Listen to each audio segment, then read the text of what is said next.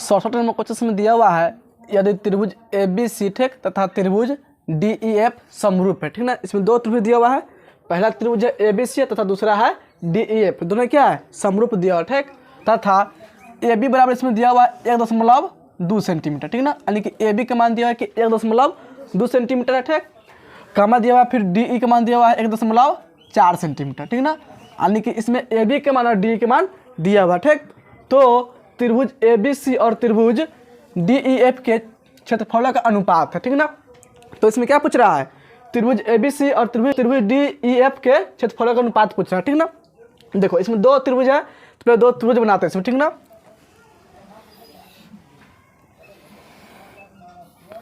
तो इस त्रिभुज मान लेते हैं कि ए बी सी त्रिभुज होगा ठीक।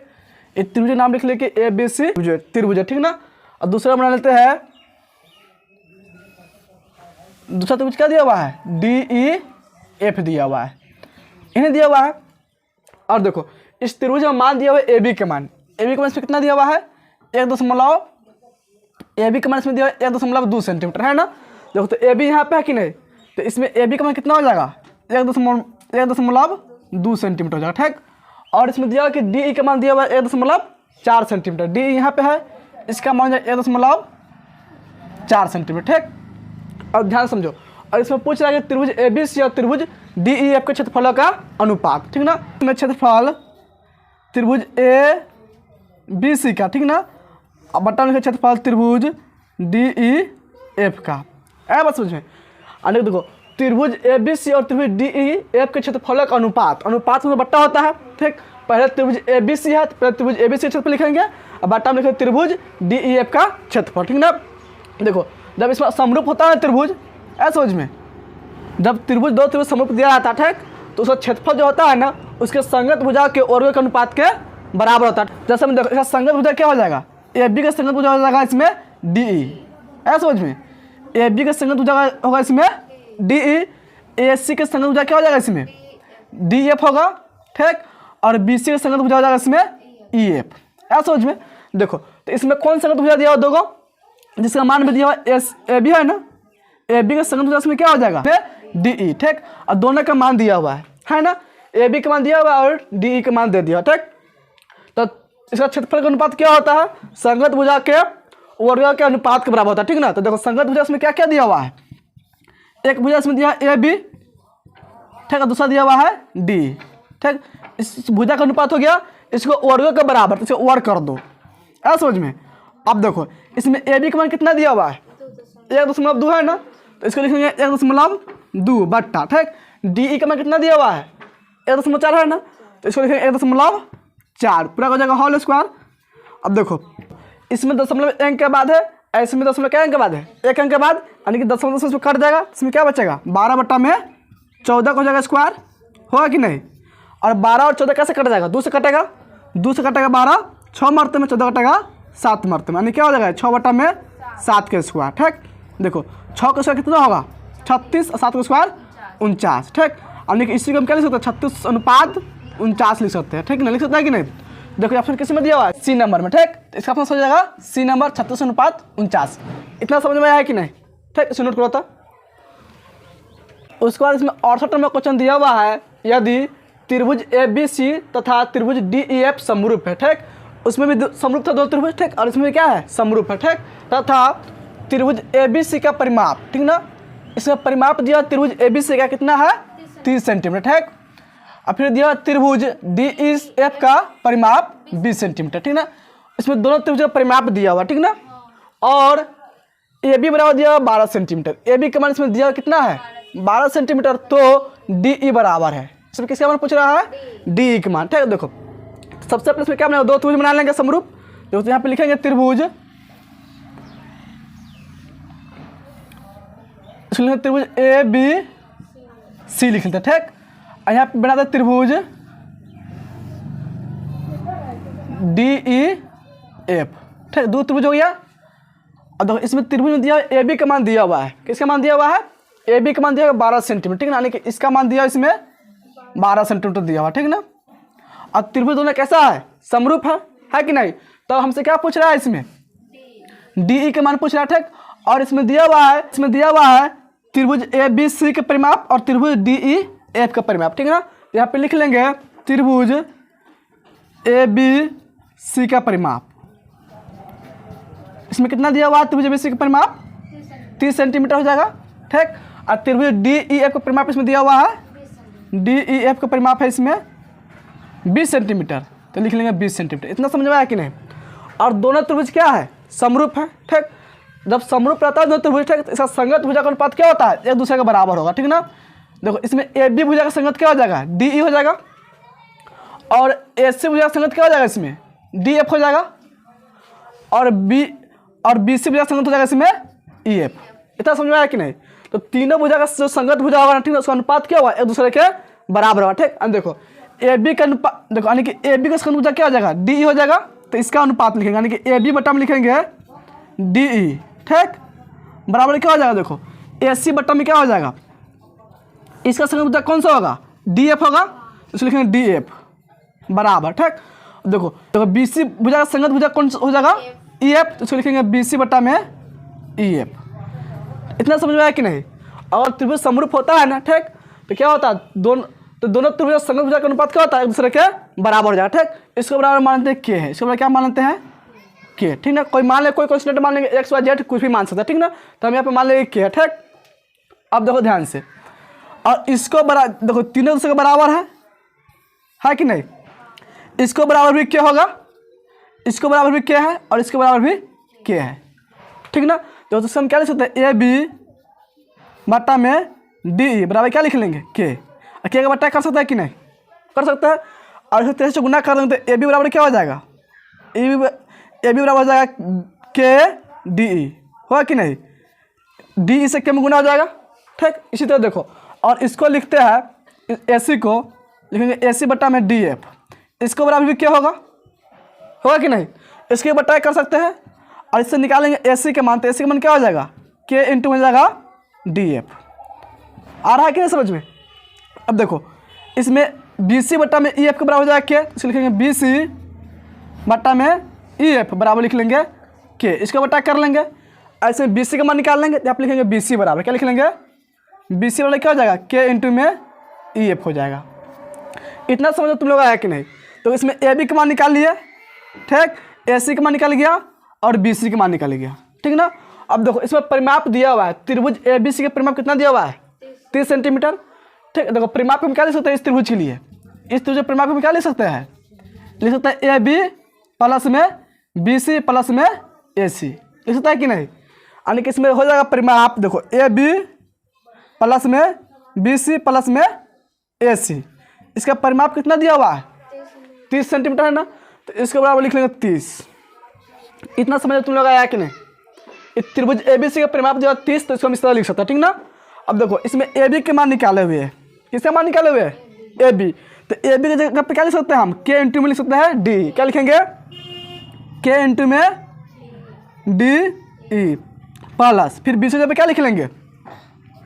के इंटू में हो जाएगा, देखो बी सी जगह क्या हो जाएगा? के इंटू में ई एफ, क्या लिखेंगे? के इंटू में ई एफ, ठीक, प्लस ए सी जगह पे क्या लिख लेंगे?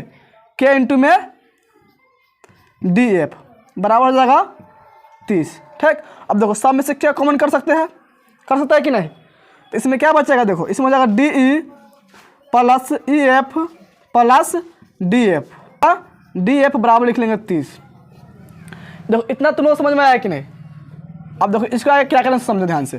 देखो ये हो गया के, और इंटू में क्या हो गया? D E plus E F plus D F, ठीक ना। त्रिभुज डी ई एफ का परिमाप क्या हो जाएगा? देखो डी ई है कि नहीं, डी ई प्लस है डी एफ प्लस है ई एफ, है कि नहीं। तीनों भुजा का योग है, यानी कि त्रिभुज डी एफ का परिमाप हो जाएगा, यानी कि बराबर किसका हो जाएगा? 20 के। किसके बराबर हो जाएगा? 20 के बराबर, ठीक है ना। त्रिभुज डी ई एफ का परिमाप कितना हो जाएगा? 20 है, यानी कि परिमाप ही होगा त्रिभुज डी ई एफ का, है समझ में। तो इसका जगह हम क्या लिख सकते हैं? 20 लिख सकते हैं कि नहीं। तो यहाँ पे लिखेंगे के इंटू में क्या लिख लेंगे? 20 बराबर 30। इतना समझ में आया कि नहीं। ये कैसे लिखे समझ में आना गया। इसको जगह लिख दो, के क्या लिख दिया है? गुना आई जो लिखे है D E plus E F plus D F, ठीक, क्या है? त्रिभुज डी ई एफ का परिमाप है, ठीक। इसका परिमाप जो है 20, इसलिए जगह पर लिख दिया 20, ठीक। तो इसमें 0 0 कट जाएगा, लिखेंगे इसीलिए के बराबर 3 बटा में क्या हो जाएगा? 2। किसका मान निकाल लिए? के के मान। ठीक, अब ध्यान से समझो, इसमें निकालना है किसका मान हमको, डी ई का मान निकालना है। इससे पूछा मान ज्ञात करना है हमको। अब देखो, और इसमें दिया हुआ संगत भुजा इसमें क्या है, ए बी है, इसका मान दिया हुआ कितना है 12। ठीक, अब देखो इसका संगत भुजा ए बी बट्टा में डी ई बराबर के मान हुए कि नहीं, देखो यहाँ पे ए बी बट्टा में है कि नहीं, ए बी बट्टा में डी है बराबर के माने हुए है। अब इस दोनों को बराबर करके हल करेंगे क्योंकि के का मान निकाल लिए हुए हैं। ठीक, तो यहाँ पे लिखेंगे ए बी बट्टा में डी ई बराबर लिख लेंगे के। देखो इसमें ए बी का मान दिया हुआ है, कितना दिया हुआ है 12 है ना, तो ए बी जब क्या लिख लेंगे 12 बट्टा में डी ई बराबर के मान भी निकाल लिए हुए हैं। के का मान कितना निकाले हुए 3/2, तो इसको लिखेंगे 3/2। अब देखो 3 एकम 3, 3 चौका 12 कट जाएगा। अब इसे 3 से गुना कर दो, देखो 3 से गुना करेंगे, देखो डी से गुना होगा 1 में, तो जगह डी ई बराबर 4 से गुना होगा 2 में 4 दूनी 8, यानी कि डी का मान कितना आ जाएगा 8 सेंटीमीटर। देखो ऑप्शन किस में दिया हुआ 8 सेंटीमीटर। देखो 68 का ऑप्शन किस में दिया हुआ है, बी नंबर दिया हुआ 8 सेंटीमीटर, तो 68 कौन सा ऑप्शन हो जाएगा, बी नंबर 8 सेंटीमीटर। ठीक है ना, यानी कि इसमें देखो डी का मान कितना हो जाएगा 8 सेंटीमीटर। समझ में आया कि नहीं, ये इसका ऑप्शन सही हो जाएगा। ठीक, नोट करो तो इसको। उसके बाद इसमें जो 69 नंबर क्वेश्चन दिया हुआ। ठीक, किसी बाह्य बिंदु P से किसी वृत्त पर PQ और QR, PQ और PR दो स्पर्श रेखा है। ठीक ना, तो इसमें कहता है किसी बाह्य बिंदु P है, ठीक ना, अन्य कोई बिंदु बाहर है, ठीक ना, किससे, वृत्त से। ठीक ना, वृत्त से बाहर बिंदु P है। ठीक, और दो बिंदु है, देखो वृत्त से बाहर बिंदु P है। ठीक, किसी वृत्त पर PQ और QR दो स्पर्श रेखा है। ठीक ना, यानी कि PQ और PR क्या है, दो स्पर्श रेखा है। यदि PQ के मान इसमें दिया हुआ है 6 सेंटीमीटर, PQ का कितना दिया है इसमें 6 सेंटीमीटर, तो PR बराबर होगा। ठीक ना, देखो ध्यान से, मान लो कि यहाँ पे वृत्त बनाते हैं,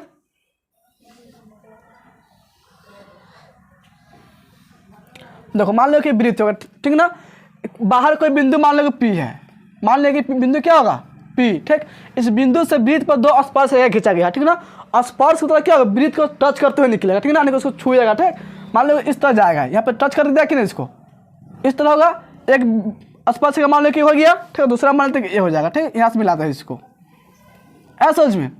और इसका मान लिख सकते हैं, देखो यहाँ पे P है ना, भुजा इसमें देखो रेखा क्या दिया हुआ, PQ दिया हुआ है और PR दिया हुआ। ठीक, यहाँ पे P है ना, तो इसमें Q लिख सकते हैं और इसको R लिख लेते हैं। इतना समझ में आया कि नहीं।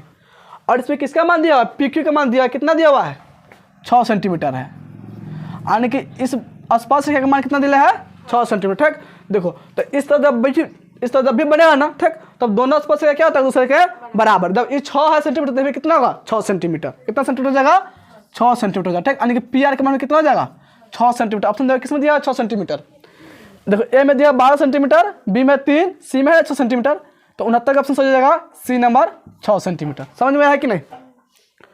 देखो उसके बाद इसमें दिया 70 नंबर क्वेश्चन। कौन सा क्वेश्चन है, 70 नंबर है, यदि किसी वृत्त का व्यास 14 सेंटीमीटर हो। ठीक है, यानी वृत्त का व्यास कितना दिया हुआ है 14 सेंटीमीटर हो, तो वृत्त का क्षेत्रफल होगा। क्या पूछ रहा है, वृत्त का क्षेत्रफल। ठीक ना, देखो वृत्त का व्यास दिया हुआ है, क्या दिया हुआ है व्यास, यानी कि डी का मान दिया हुआ है, कितना दिया हुआ है 14 सेंटीमीटर दिया डी के मान। ठीक, और इसी से हम आर के मान से त्रिज्या निकाल सकते हैं, तो लिखेंगे त्रिज्या बराबर कितना हो जाएगा 14/2, यानी कि 7 सेंटीमीटर हो जाएगा।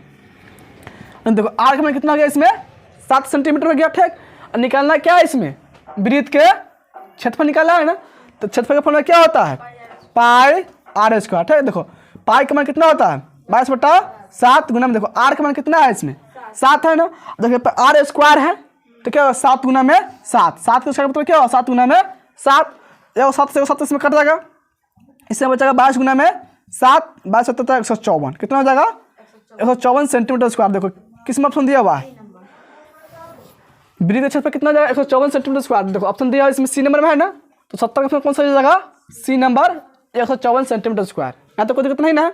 अब देखो फिर इसमें दिया 71 में क्वेश्चन है, यदि किसी वृत्त का व्यास 14 सेंटीमीटर। ठीक है, देखो इसमें व्यास कितना दिया हुआ है 14 सेंटीमीटर है। ठीक, तो वृत्त की परिधि होगी, इसमें क्या पूछ रहा है वृत्त की परिधि। देखो व्यास 14 है, त्रिज्या जगह 7 हो कि नहीं, तो इसमें क्या निकालना है परिधि, तो परिधि फॉर्मूला क्या होता है 2πr। ठीक, देखो 2 लिखेंगे, पाई का मान 22/7, आर का मान हो जाएगा 7। ठीक, देखो 7 7 इसमें कट जाएगा, 22 दूनी कितना हो जाएगा 44 सेंटीमीटर क्या हो जाएगा इसका परिधि हो जाएगा। देखो ऑप्शन किस में दिया हुआ है 71 के ए में दिया 7 सेंटीमीटर, बी में 22 सेंटीमीटर, सी में है ना 44 सेंटीमीटर, इसका ऑप्शन हो जाएगा सी नंबर 44 सेंटीमीटर।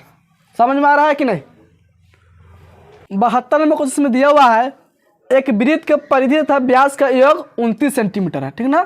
इसमें क्या दिया हुआ है, कोई वृत्त है, ठीक, उसकी परिधि और व्यास दोनों का योग दिया हुआ है कि 29 सेंटीमीटर है, ठीक। वृत्त का व्यास होगा, तब क्या पूछ रहा है, वृत्त का व्यास पूछ रहा है, ठीक ना। देखो यहाँ पे लिख सकता है प्रश्न से, क्या लिख सकता है, प्रश्न से में क्या दिया हुआ है, देखो वृत्त के परिधि है कि नहीं और व्यास दोनों का योगफल दिया हुआ है, ठीक ना। परिधि के और व्यास, यहाँ पे लिखेंगे परिधि प्लस में व्यास दोनों का योग, तो लिख सकता है कि नहीं इसको। देखो परिधि प्लस व्यास दोनों को जोड़ दिया, इसका मान कितना दिया हुआ है 29, बराबर लिख लेंगे 29, यहाँ तक कोई दिक्कत नहीं ना। अब देखो परिधि का फॉर्मूला क्या होता है 2πr, अब व्यास से क्या सकता है 2r, लिख सकता है कि नहीं, बराबर लिख लेंगे 29। तो दोनों में से कॉमन क्या हो जाएगा 2r, इसमें भी होगा 2r इसमें भी है, दोनों से कॉमन हो जाएगा 2r, इसमें क्या बचेगा पाई प्लस में 1, बराबर हो जाएगा 29, ठीक। अब देखो इसको लिखेंगे 2r इंटू, देखो पाई का मान कितना होता है 22/7, इसको लिखेंगे बट्टा 1/1 लिख सकते हैं कि नहीं, इसको बराबर क्या बराबर लिख लेंगे 29। समझ में आ रहा है कि नहीं इतना। अब देखो इसको लिखेंगे और 2r, इसको बट्टा जो बना सकते हैं, बना सकता है कि नहीं, तो इसका एलसीएम कितना हो जाएगा 7, ठीक। अब देखो 7 के पावर में 7 आ गया, एक मरते में 1 से गुना करेंगे 22 में कितना हो जाएगा 22 होगा, तो यहाँ पे लिख लेंगे 22 प्लस 1 के पावर में 7 का मरते में 7 मरते में 7 से गुना करेंगे 1 में कितना हो जाएगा 7, बराबर लिखेंगे 29, ठीक। अब देखो हो जाएगा 2r गुना का चिन्ह देंगे, ठीक। देखो 22 में जोड़ दो 7 कितना हो जाएगा 22 7 29 होगा, इसलिए लिखो 29/7 बराबर क्या हो जाएगा 29, ठीक। देखो इस 29 से 29 कट जाएगा, एक मतलब दोनों कटेगा, ठीक। इसको लिखेंगे देखो 2r से गुना करेंगे 1 में क्या हो जाएगा 2r हो जाएगा, बट्टा में 7 बराबर 1 के 1 लिख लेंगे, यहाँ तो कोई दिक्कत नहीं ना। अब देखो इस 1 के बट्टा 1 कर सकता है कि नहीं, कर सकता है ना। अब देखो इस 2r से गुना कर देंगे 1 में, तो क्या हो जाएगा 2r हो जाएगा, बराबर क्या हो जाएगा 7 कम 7, किसका मान निकला है 2r का मतलब क्या हुआ व्यास हुआ कि नहीं। इसमें किसका मान पूछ रहा है, वृत्त का व्यास पूछ रहा है कि नहीं, व्यास ना पूछ रहा है, और 2r का मतलब क्या हुआ व्यास हुआ, तो इसका व्यास कितना हो जाएगा 7 सेंटीमीटर। ऑप्शन देगा किस में देगा 7 सेंटीमीटर, बी नंबर में है ना, इसका ऑप्शन सही हो जाएगा बी नंबर 7 सेंटीमीटर। समझ में आ रहा है कि नहीं, नोट करो तो इसको। उसके बाद इसमें दिया 73 नंबर क्वेश्चन है, ठीक। 8 सेंटीमीटर त्रिज्या वाले वृत्त के अंदर से, ठीक ना, 6 सेंटीमीटर व्यास वाले वृत्त को काटकर हटाने पर बचे भाग का क्षेत्रफल है, ठीक ना। देखो इसमें दिया कि 8 सेंटीमीटर त्रिज्या वाले क्या है एक वृत्त है, ठीक ना, यानी कि एक वृत्त यहाँ बनाते हैं।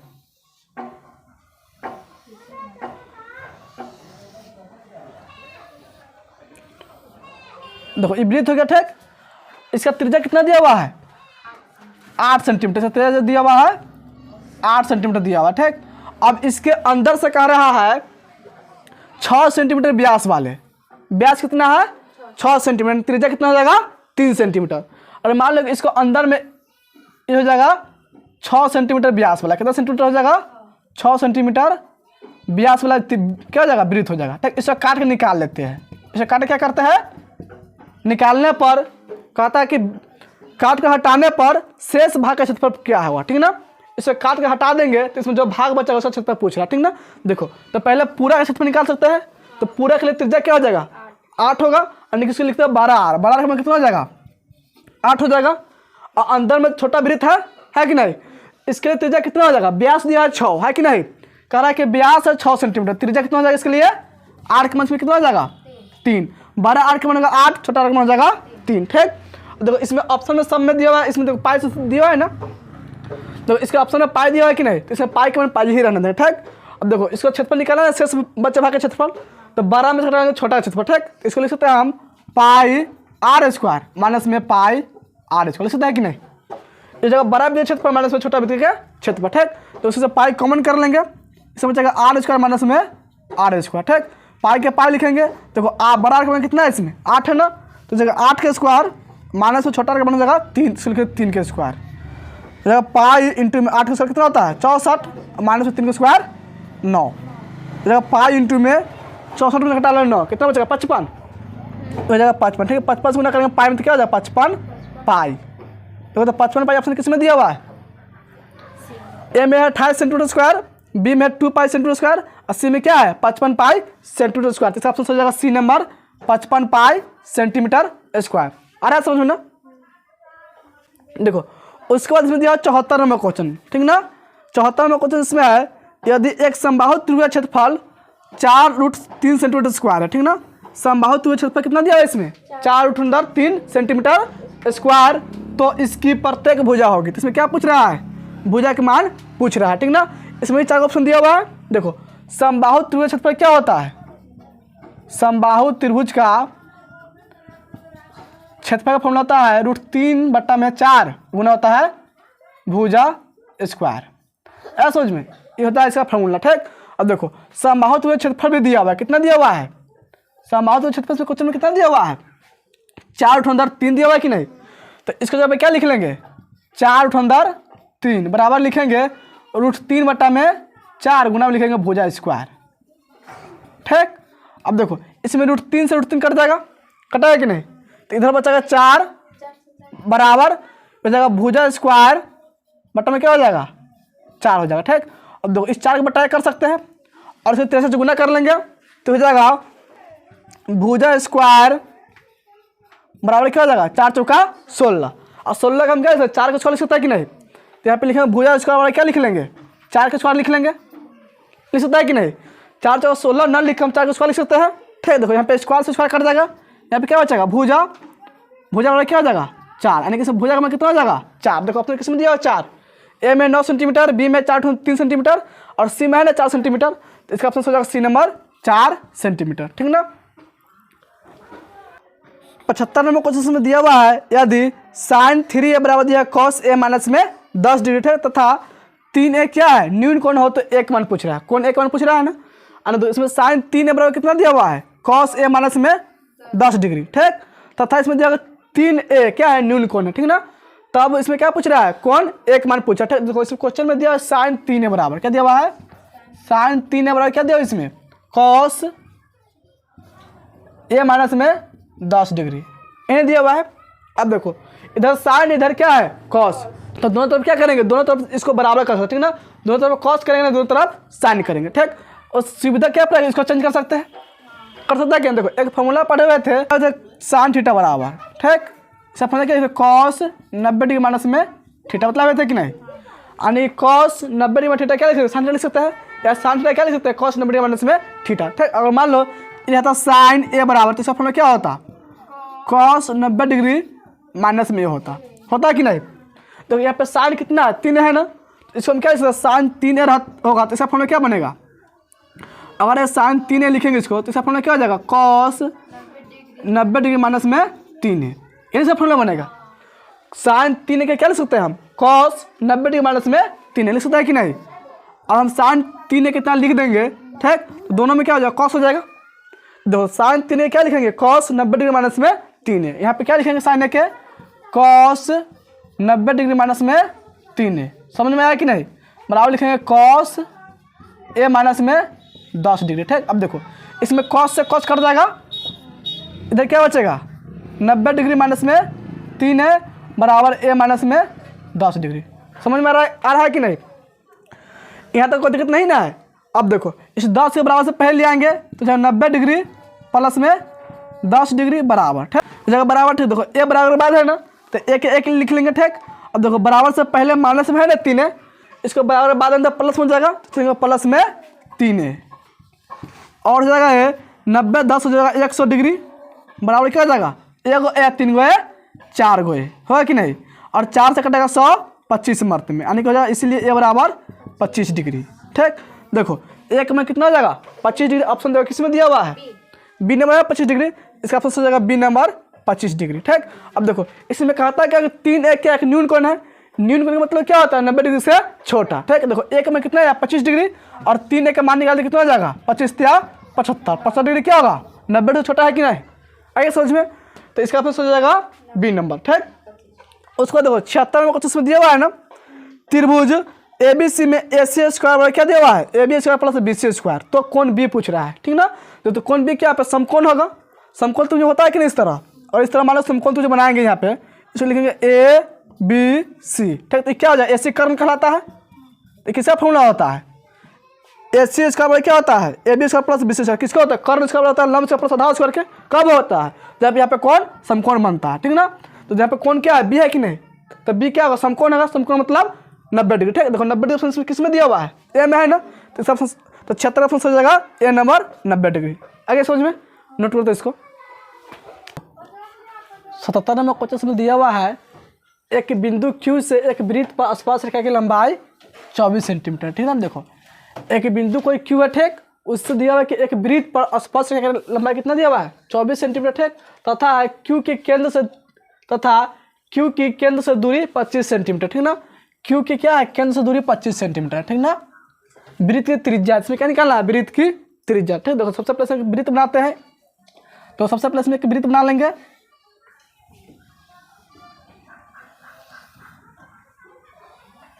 वृत्त हो गया, ठीक। अब एक बिंदु है Q, ठीक ना, बाहर कोई एक बिंदु होगा Q, इसको मान लेते बिंदु क्या है Q, ठीक। इससे इस वृत्त पर स्पर्श रेखा की लंबाई दिया हुआ है, कितना दिया हुआ है, मान लो स्पर्श रेखा इसको मिलाएंगे तो बन जाएगा, इसका लंबाई कितना दिया हुआ है 24 सेंटीमीटर दिया, कितना दिया हुआ है, देखो यहाँ पे दिया हुआ है कि नहीं, एक बिंदु Q से एक वृत्त पर स्पर्श रेखा की लंबाई 24 सेंटीमीटर है कि 24 सेंटीमीटर, ठीक। उस पर कहता आता था Q की केंद्र से दूरी कितना है 25 सेंटीमीटर। देखो Q यहाँ पे है और वृत्त केंद्र यहाँ पे होगा, ठीक। इससे दिया हुआ केंद्र की दूरी यानी Q से केंद्र की दूरी यानी कि उससे मिलाएंगे तो क्या बन जाएगा, केंद्र की दूरी होगा, इसका मान दिया 25 सेंटीमीटर, क्या दिया हुआ है 25 सेंटीमीटर दिया हुआ है, आ रहा समझ में ना। तब इसके बाद इसमें क्या कहता है, वृत्त की त्रिज्या है, ठीक ना, वृत्त की त्रिज्या पूछा, ठीक। देखो मान लो इसको मिलाएंगे यहाँ से तो क्या बनेगा, त्रिज्या होगा, ठीक। देखो यहाँ पे Q है, इसको लिख लेते हैं O, इसको क्या लिख लें O, इसको लिखते हैं P, है समझ में। तो PQ का मान कितना जाएगा 24, OQ का मान हो गया 25, ऐसे में देखो OP क्या कहलाएगा, त्रिज्या। बात समझ में आया कि नहीं। तो आपको इसको हम घुमाएंगे इस तरह, ठीक ना, एक क्या बनेगा समकोण त्रिभुज, यहाँ पे कौन बनेगा 90 डिग्री, कितना डिग्री कौन बनेगा यहाँ पे 90 डिग्री कौन बनेगा, ठीक। तो इसमें क्या हो जाएगा, लंब हो जाएगा 24, ठीक, कर्ण हो जाएगा 25 और आधार हो जाएगा इसका OP, ठीक ना। आधार का मान इसमें ज्ञात करना, आधार निकल त्रिज्या निकालना, ठीक ना। तो इसमें OP क्या लिख सकते हैं, OP बराबर, देखो OP बराबर क्या लिख सकते हैं, OQ माइनस में इसको लिखेंगे OQ स्क्वायर माइनस में PQ स्क्वायर का अंदर रूट, लिख सकता है कि नहीं। देखो OQ का मान कितना हो जाएगा 25 का स्क्वायर माइनस में PQ का मान 24 का स्क्वायर, पूरा कैसे जाएगा अंदर रूट। देखो 25 का होगा 625, 24 का स्क्वायर 576, ठीक, उसको घटा लो। देखो 15 में से घटेगा 6 तो हो जाएगा 9, 11 में से घटेगा 7 तो हो जाएगा 4, बचेगा 5 में घटेगा 5 तक कट जाने के हो जाएगा 49 का अंदर, 49 को कितना होता है 7, यानी कि OP का कितना हो जाएगा 7, और OP क्या होगा त्रिज्या होगा, यानी कि त्रिज्या का मान जाएगा 7 सेंटीमीटर। ऑप्शन किसमें दिया 7 सेंटीमीटर, 77 के ए नंबर में है 7 सेंटीमीटर, तो इस ऑप्शन हो जाएगा ए नंबर 7 सेंटीमीटर, ठीक। देखो 77 के बाद यहाँ पे 78 नंबर यहाँ पे लिखे हुए, ठीक, 79 पहले लिखा गया बाद में लिखा 78, ठीक ना। तो 78 में पहले बतलाते हैं, ठीक। देखो 78 में कुछ इसमें दिया हुआ है, एक सिक्के को उछाला आता है, ठीक ना, एक सिक्के को क्या करते हो उछालते हैं, ठीक, चित आने की प्रयोगता, ठीक ना। देखो एक सिक्के को उछालने 2 परिणाम बनेगा, हेड नहीं तो टेल, हेड नहीं तो टेल, तो इसमें पूछा चित आने की, चित 1 होगा, तो 1 बटा कुल समापन कितना होगा 2, तो 1 बटा 2 इसका आंसर हो जाएगा। ऑप्शन देखो किसमें दिया हुआ है, ऑप्शन में दिया हुआ है 78 के बी नंबर में है ना, तो इसका ऑप्शन जाएगा बी नंबर यानी कि 1 बटा 2, ठीक। अब देखो 78 के बाद 79 नंबर ऊपर में लिखे हुए हैं, ठीक। देखो 79 में कुछ इसमें दिया हुआ है, किसी परीक्षा में सौम्या के पास होने की प्रयोज्यता कितना है 4/5 है, यानी कि सौम्या के क्या दिया हुआ है कि पास होने की प्रयोज्यता कितना है 4/5 दिया हुआ है, ठीक। सौम्या के फेल होने की प्रयोज्यता है, यानी कि फेल होने की प्रयोज्यता पूछ रहा है, ठीक ना। देखो फेल होने की प्रयोज्यता के दूसरा ऑप्शन में क्या बोल सकते हैं, पास ना होना, बोल सकता है कि नहीं। और मान लो कोई कहे फेल होने की प्रयोज्यता बतलाओ, या कोई बोलता है कि पास न होने की प्रयोज्यता बतलाओ, पास नहीं होगा तो फेल ना होगा, तो फेल होने का हम क्या बोल सकते हैं पास ना होना, ठीक। तो पास होने की प्रयोज्यता कितना दिया हुआ है 4/5, और पास न होने की प्रयोज्यता निकालना है, यानी कि फेल होने की प्रयोज्यता, ठीक। तो दोनों का योगफल क्या हो जाएगा 1 के बराबर होता है, ठीक ना। देखो ये पास होने की प्रयोज्यता, यहाँ पर लिखते हैं फेल होने की प्रयोज्यता, किसका हो जाएगा फेल होने की प्रयोज्यता, दोनों के योगफल कितना होता है 1 के बराबर, ठीक। पास होने की प्रयोज्यता पास न होने की प्रयोज्यता क्या होता है 1, ठीक।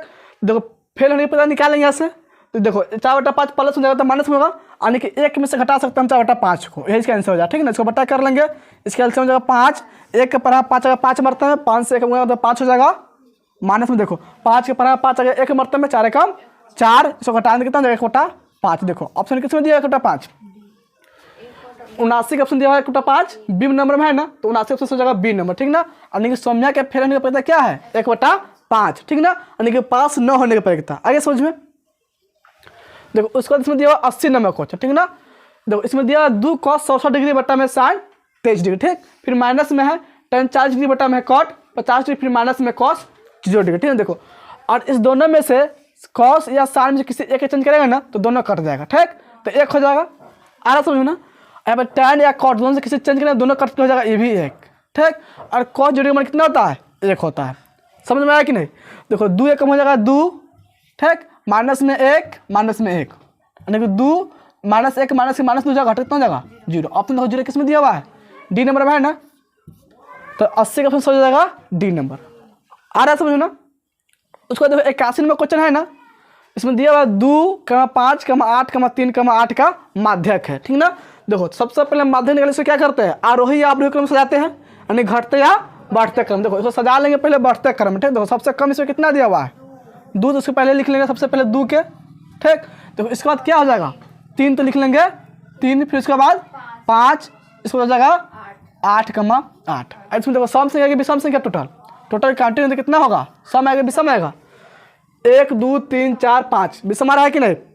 देखो तो इसमें बीच में आएगा, देखो विषम होगा ना उसके बीच में एक संख्या चला आएगा, तो इसके बीच में क्या आएगा 5, इसका माध्य क्या हो जाएगा 5, ठीक। और बीच में नहीं आता, जैसे मान लो सम संख्या रहता, जैसे मान लो कहीं रहता है 2 3 5 6 8, 8, 9 लिखते हैं, ठीक। इसमें क्या संख्या होता है 2 2 4 2 6 7 पूरा सम पूरा है ना, विषम पूरा है, ठीक। एक और संख्या मान लो कि आप लिखते हैं 10। आइए समझ में। देखो इस सब आरोही क्रम में सजा हुआ है कि नहीं, ये आरोही क्रम में सजा इसको लिखा, ठीक। देखो इसमें देखो सम संख्या, इसमें देखो विषम संख्या था कि नहीं, तब ने इसको कहा कि बीच में का माध्यक होगा, आरोही क्रम में सजाएंगे इसको, ठीक ना। तो इसको जो बीच में होगा ना वही क्या कहलाएगा इसका माध्यक कहलाएगा, ठीक। जैसे बीच में 5 है ना, इसका माध्यक क्या हो जाएगा 5। ऑप्शन किसमें दिया हुआ है सी नंबर में है ना, तो इसका ऑप्शन हो जाएगा सी। और मान लो कि और विषम संख्या न रहकर सम संख्या रहेगा तो बीच में आएगा। देखो मान लो इसमें क्या संख्या 1 2 3 4 5 6 7 8, तो इसके बीच में कौन सा संख्या का बतलाओ तो। देखो इसके बीच में संख्या 2 आएगा, कौन क्या आएगा 2। देखो जैसे मान लो कि 1 2 3 4 5 6 7 8 है ना, लेकिन इसमें हो जाएगा 6 + 8 होगा कि नहीं, 3 को इधर छोड़ देंगे 3 को इधर छोड़ देंगे, ठीक। इसको भी क्या करेंगे आरोही क्रम में सजा लेंगे पहले, ठीक ना। आरोही क्रम सजाने के बाद ही माध्यक निकलता, ठीक। तो इधर 3 छोड़ देंगे, इधर 3 छोड़ देंगे, तब बीच में 2 बच गया, तो दोनों में से कौन होगा माध्यक से पता करना होगा, ठीक। देखो दोनों को जोड़ देंगे 2 से भाग कर देंगे, तो कितना हो जाएगा 8 6 14 बटा में 2 ने कर 7 मारते, तो इसका माध्यक कितना होता 7। आगे सोच में कोई सा क्वेश्चन रहेगा इसको हम इस तरह बना सकते हैं, ठीक ना। और ऑब्जेक्टिव में देगा तो इस तरह बनाएंगे, ठीक। और ऑब्जेक्टिव बना सब्जेक्टिव में देता है उसके लिए बतलाया गया था, इसका फॉर्मूला क्या होता है सम के लिए अलग होता है विषम के लिए अलग। इसके बाद इसमें दिया हुआ है 82 नंबर क्वेश्चन, ठीक। 82 नंबर क्वेश्चन इसमें क्या दिया हुआ है 2 है 5 8 3 8 3 फिर 2 है फिर 3 का बहुलक होगा, ठीक ना। तो बहुलक मतलब क्या जो सबसे अधिक बार है। देखो इसमें सबसे अधिक बार कौन संख्या आ रहा है, सबसे अधिक बार 3 आ रहा है कि नहीं, 3 देखो 1 2 3 4 बार 3 आ रहा है, ठीक ना। इससे ज़्यादा कोई नहीं आता, ठीक। इसका बहुलक क्या हो जाएगा 3। ऑप्शन किस में दिया हुआ है ए नंबर में है ना, तो 82 ऑप्शन हो जाएगा ए नंबर 3, ठीक। तो उसके बाद इसमें दिया 83 नंबर क्वेश्चन है, वर्ग अंतराल 10 से 20 का वर्ग चिन्ह है, ठीक ना। तो वर्ग चिन्ह का फॉर्मूला क्या होता है उच्च सीमा प्लस निम्न सीमा बटा में 2, ठीक। देखो इसमें उच्च सीमा कितना दिया हुआ है 20 और निम्न सीमा है 10, दोनों जोड़ दो कितना जाएगा 20 10 30 और 30 में भाग कर 2 से क्या मतलब कटेगा 15 मतलब, इसका ऑप्शन हो जाएगा बी नंबर 15। आ रहा समझ कि नहीं। वर्ग चिन्ह का फॉर्मूला क्या होता है उच्च सीमा प्लस निम्न सीमा, यानी उच्चतम मान प्लस निम्नतम मान बटा में 2, यानी कि दोनों को जो 2 से भाग कर देंगे, ठीक। तो क्या निकलेगा वर्ग चिन्ह निकल जाएगा, ठीक। देखो इसके बाद इसमें दिया 84 नंबर क्वेश्चन, वर्ग अंतराल हो इसमें दिया 5 से 10 है कमा है 10 से 15 कमा है, फिर यहाँ पे 15 से 20 होना चाहिए, क्या होना चाहिए था 15 से 20, ठीक है। यहाँ पे गलत लिखा हुआ, ठीक है। 15 से 20 कमा डॉट डॉट के वर्ग की लंबाई होगी, ठीक ना। इसमें क्या पूछ रहा है वर्ग की लंबाई, यानी कि सबके बीच में कितना का अंतर है सब पूछ रहा है, तो सबके बीच में कितना का अंतर है 5 का अंतर है कि नहीं, तो इसमें वर्ग लंबाई कितना हो जाएगा 5। ऑप्शन किस में दिया हुआ ए नंबर में ना, तो 84 ऑप्शन हो जाएगा ए नंबर। आ रहा समझो ना। तो उसके बाद 85 नंबर क्वेश्चन, ठीक, इसको बतलाते हैं। इसमें दिया 85 नंबर क्वेश्चन, ठीक। 85 नंबर क्वेश्चन इसमें दिया हुआ है सेक ए प्लस tan है ना, इंटू में दिया एक माइनस में साइन ए बराबर पूछ रहा है। ठीक है, देखो क्वेश्चन में दिया सेक ए है प्लस में है tan ए इंटू में दिया हुआ है एक माइनस में साइन है। इसको हल करने पे कितना आंसर आएगा सब पूछ रहा है। ठीक है, 4 ऑप्शन दिया हुआ है। ए नंबर में कॉस है, बी में साइन है, सी में कोसेक है, डी में है सेक है। ठीक है, देखो तो सेक ए क्या लिख सकते हैं 1 में कॉस लिख लेंगे प्लस tan ए लिखेंगे साइन ए बटा में कॉस है। इसी तरह की इसका फॉर्मूला होता है। इंटू में लिखेंगे एक माइनस में साइन, इसको कुछ नहीं इसको नहीं लिखेंगे। ठीक है ना, जैसे दिया हो ना इसको लिखना। ठीक, और इसको क्या करेंगे इसको बटा जोड़ बना लेंगे। बना सकता है कि नहीं। इसका एलसीएम कितना हो जाएगा कॉस है। ठीक, तो कॉस से इसमें भाग कर कॉस से कट जाएगा एक मरते में, एक से गुना होगा एक में तो क्या हो जाएगा एक प्लस है तो प्लस, फिर कॉस से भागेंगे कॉस में तो एक मरते में कटेगा, एक से गुना होगा साइन में तो हो जाएगा साइन है, और इंटू में क्या हो जाएगा एक माइनस में साइन है। ठीक, इंटू में गया एक माइनस में साइन है। ठीक, अब देखो ये ऊपर में होगा यानी कि इससे इसमें गुना होगा कि नहीं। देखो तो क्या हो गया एक प्लस साइन है इंटू में एक माइनस साइन है, यानी एक फॉर्मूला पढ़े हुए ए प्लस बी इंटू में माइनस बी। इसका फॉर्मूला क्या होता है ए स्क्वायर माइनस में बी स्क्वायर, यही फॉर्मूला होता है इसका। उसको देखो यहाँ पे एक प्लस में साइन है इंटू में एक माइनस साइन है। इसका मतलब हुआ कि एक A plus B into minus B लिखा हुआ। ठीक, तो इसे हम क्या सकते हैं ए स्क्वायर यानी कि एक के स्क्वायर माइनस बी स्क्वायर यानी कि साइन स्क्वायर है बटा में क्या हो जाएगा कॉस ए। अब देखो एक स्क्वायर एक हो जाएगा माइनस में साइन स्क्वायर ए बटा में क्या हो जाएगा कॉस ए। ठीक, अब देखो एक और फॉर्मूला से बतलाए हुए थे साइन स्क्वायर थीटा प्लस में कॉस स्क्वायर थीटा बराबर क्या होता है एक, और इससे हम निकालते हैं देखो कॉस्ट का मान निकालेंगे कॉस थीटा तो क्या हो जाएगा कॉस थीटा बराबर क्या हो जाएगा एक माइनस में साइन स्क्वायर थीटा। ठीक, तो एक माइनस साइन थीटा हम क्या लिख सकते हैं कॉस स्क्वायर थीटा लिख सकता है कि नहीं। देखो यहाँ पे क्या है एक माइनस साइन स्क्वायर ए है, इसे हम क्या लिख सकते हैं कॉस स्क्वायर ए। यहाँ पे लिखेंगे कॉस स्क्वायर ए बट्टा में क्या लिख लेंगे कॉस ए। देखो ए स्क्वायर का मतलब क्या होता है दोहरे गुणा में लिखते हैं, तो यहाँ पे कॉस स्क्वायर ए है ना, इसको दोहरे गुणा में लिखेंगे क्या कॉस ए इंटू में कॉस ए। इसको क्या लिखेंगे कॉस ए इंटू में कॉस ए। ठीक, बट्टा में क्या हो जाएगा कॉस ए। ठीक, देखो कॉस ए से कॉस ए कट जाएगा, इसमें क्या बचेगा कॉस ए। देखिए इसका आंसर कितना हो जाएगा कॉस ए। ऑप्शन किस में दिया हुआ है ए नंबर में है ना, तब 50 ऑप्शन से जाएगा ए नंबर कॉस ए। आगे समझ में नोट कर लो इसको।